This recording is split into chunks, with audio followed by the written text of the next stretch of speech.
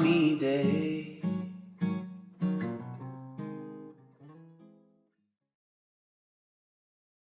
To say that I was wrong would be an understatement. I'll take the L. I'll take the memes, I'll take the beatings, I'll take the roastings, I'll take the laughs, I'll take anything, because I was completely 100% wrong. Over the past 6 months, a prediction I made started to gain traction on the internet. I made a video called The Story of AEW's Fallen Hero, Cody Rhodes. And here's the thing, I dropped this vid almost during the peak of the crowds turning on Cody Rhodes in AEW. Now in this video, I said that Cody Rhodes was playing everybody like a fiddle, that everything he was doing was leading to something, that it was leading to a big heel turn where he would eventually break his promise and challenge for the AEW World title. Then as the days, the weeks, and the months started to roll on, I said that the heel turn was actually Cody refusing to turn heel, that he was sort of playing a meta heel character. I believe my very own words were, AEW is operating on a whole nother level when it comes to the character of Cody Rhodes. Those were my words. I was convinced that Cody and AEW were playing 5D chess against the crowd, and I'll tell you why I believe this. Because Tony Khan is very, very good most of the time. I'd say like 99% of the time when it comes to listening to his audience. So I gave Cody and Tony and basically everyone at AEW the benefit of the doubt when it came to what we now are calling the Codyverse. What I didn't expect was for this theory of mine to blow up as much as it did. For those who are Star Wars fans, the best I can relate it to is my theory of Cody being a meta heel the whole time is the wrestling equivalent to Jar Jar Binks was a Sith Lord the whole time. Was it outlandish and far out there? Absolutely. But was it also really fun to speculate about? Yeah, I think it was. But anyway, that's just me explaining my point of view. Now let's get on to the good stuff. When the original report from Fightful.com came out that Cody Rhodes was working as a free agent with AEW while being TNT champion, I think we all thought nothing of it. If there was one wrestler who I would bet on never leaving AEW, it would be Cody Rhodes. And here's why. From basically late 2016 up till early 2020, Cody Rhodes was the face of non-WWE wrestling in America. I know that's a bold statement to make, and I'll explain my point of view.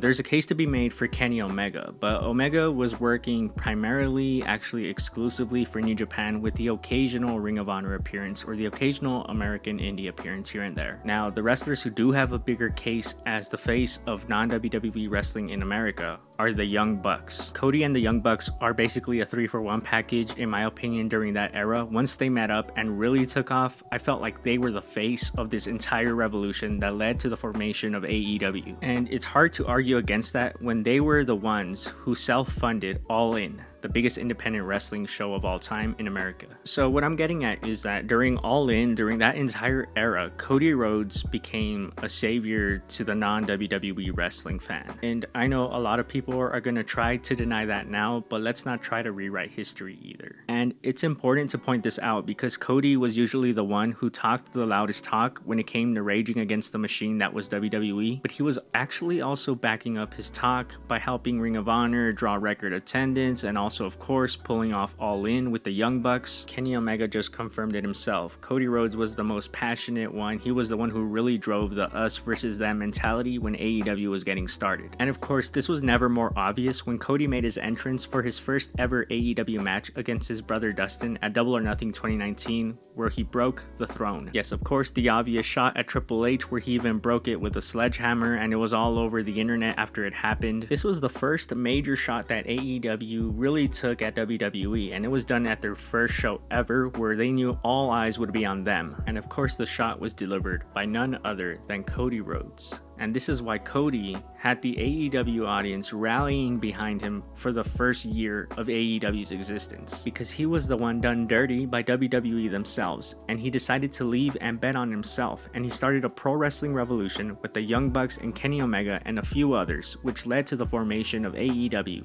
the biggest competitor to WWE since WCW. And out of all the big names in AEW during year one, he was the one who never shied away from taking shots at WWE. We as fans fans were basically living through Cody Rhodes, which is why we treated him as a hero during that first stretch in AEW's short history. I said it in the first Cody vid, and I'll say it here again because I stand by these words. We gave Cody Rhodes no choice. He was actually a very natural heel, but during the formation of AEW, we treated him as a hero and he played off of that very well. He was a natural babyface. And you know what I actually really believe? Cody Rhodes really hurt his AEW career when he put that stupid stipulation that he could never challenge for the AEW World title again. And it's easy to say that in hindsight when in my previous vids, I said that Cody would eventually go back on his word, win the title, and it would be the ultimate heel move. But frankly, I'm done talking in hypotheticals. I'm now talking purely based in reality. Cody Rhodes hurt his AEW career with that stipulation, and here's why. After it was decided that Cody couldn't challenge for the AEW World title, then there was this question of, well, what is he gonna work towards? Because whether people want to believe it or not, Cody Rhodes was actually one of the biggest names that AEW had. So if he can't challenge for the AEW World title, then what is he gonna do? Well, a short-term solution was found with the TNT title. Cody would become the first TNT champion in history and therefore elevated the title in the process. Cody's TNT Open Challenge was actually one of the better parts of AEW TV during the pandemic. It brought in fresh faces like Eddie Kingston and Ricky Starks, who are now regulars with AEW. And when the time was right, Cody gave us two great moments in 2020 during his two reigns as TNT champion, when he dropped the belt in that squash match against Mr. Brody Lee, and when he dropped the belt against Darby Allin and made him look like a star in the process. That was a great way to get Cody on the show without having to challenge for the AEW World title.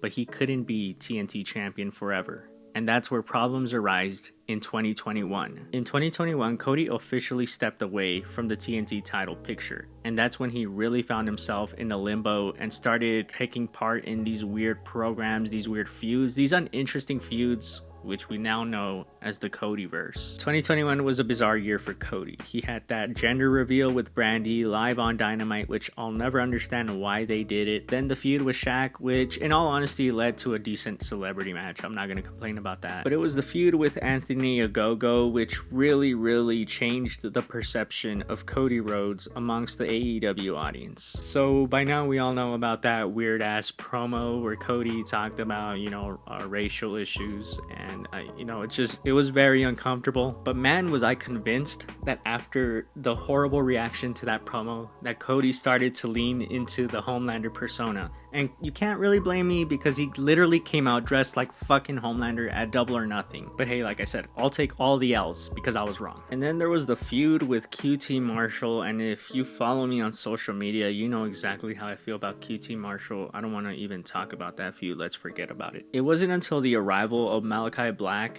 that it felt like Cody was finally doing something big that felt like a part of the actual AEW universe, rather than something from the Codyverse where like 75 members of the Nightmare family accompany Cody down to the ring. This feud was hot. I don't care what anyone says. Cody was cutting some pretty good promos. It felt like he was back to his 2019 form, but he was never gonna get cheered against someone as cool and someone new in Malakai Black, which once again was why I was convinced that AEW knew what they were doing, that they were playing us like a fiddle, that Cody was intentionally in this spot to get booed. The thing is, Cody every now and then would do something weird that would make me question my theory, like when he cut a retirement promo after Malakai Black squashed him in that first match. But there was always something that made me jump back into the theory, like Cody being sprayed by Malakai's black mist, Cody teasing going down the heel tunnel multiple times, him no longer wearing suits and instead wearing all black attire. I don't know, man. I thought the signs were there, and I'm really bummed out that this didn't come to fruition. You know what the weird thing about all of this is though? I feel like Cody was currently on track to have a massive year for AEW. I really do believe he was doing his best work in a long time, and I feel like the crowd felt it and knew it as well too. On Cody's second to last appearance on AEW TV, he cut that one impassioned promo where he basically took credit for everything Punk set out to do during the pipe bomb. And nothing he said in that promo was a lie either. He changed the wrestling business. He didn't do it alone, of course. He had help from the other members of the Elites, Chris Jericho, and Tony Khan, and a few others that I'm forgetting off the top of my head. And that's exactly why when he cut that promo, the crowd went from booing him to cheering him on. And on his last appearance ever on AEW programming, He put over a young star who he had history with in Sammy Guevara in one of the best singles ladder matches I've ever seen. Earlier in the video, I said Cody was the one wrestler I never expected to leave AEW. And I said that because it appeared as if he had everything he wanted in AEW. He even had his own reality show with TNT. But if reports are to be believed, and that's where it's up to you whether you want to believe them or not, Cody was apparently unhappy. The vision he had for AEW when it started was no longer the company he was a part of. And if reports are to be believed, Cody Rhodes was refusing to turn heel, which, if that's true, I'll just flat out say is one of the stupidest decisions he could have ever made.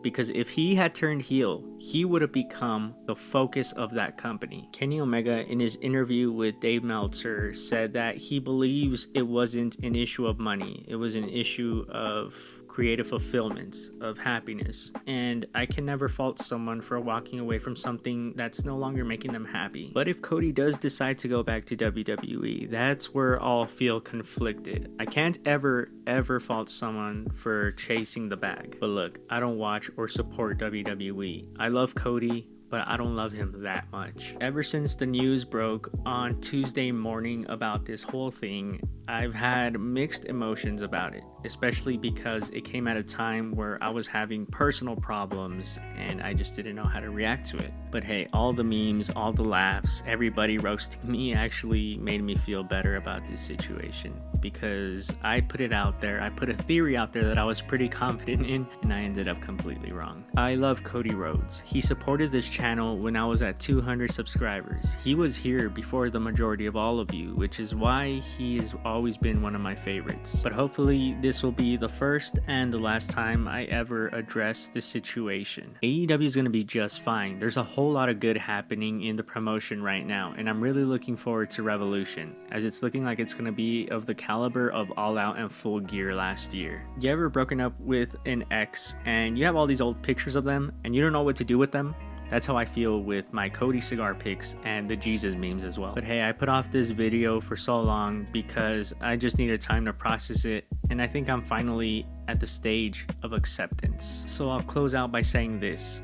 AEW as we know it today wouldn't be possible without Cody Rhodes betting on himself and leaving WWE in 2016 when he felt unhappy and underutilized. But the promotion has grown into such a successful monster that at this point it's attracted some of the biggest names in the wrestling industry. And the cold hard truth, the tough pill to swallow, is that AEW will be just fine without Cody Rhodes.